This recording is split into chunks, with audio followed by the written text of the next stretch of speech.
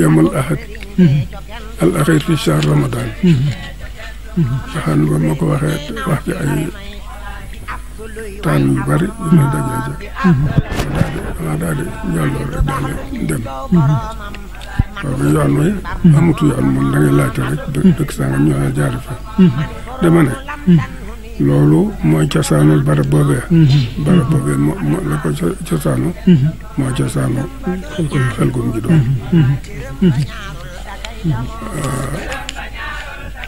barab boobee am nañ ab diir di fa dem di dikk mun masaa ñëw xol murit ci bëgg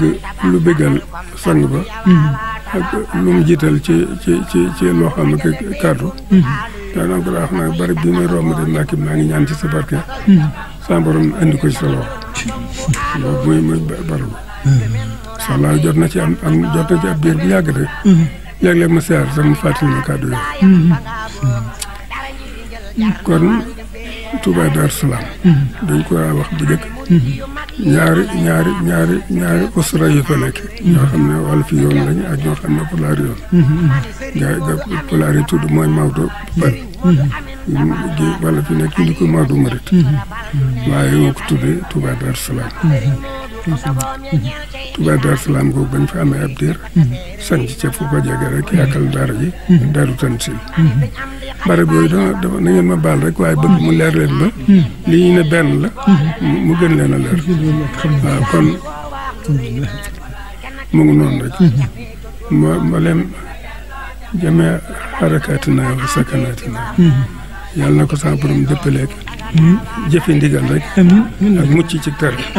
te defal nañ ci kàttan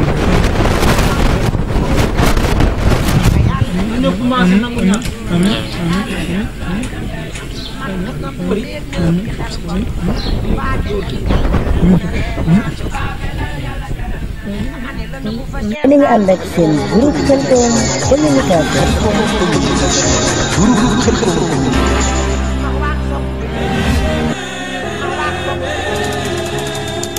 Bul fàtte abonné sa groupe Khelcom communication te bës ko def. Groupe Khelcom.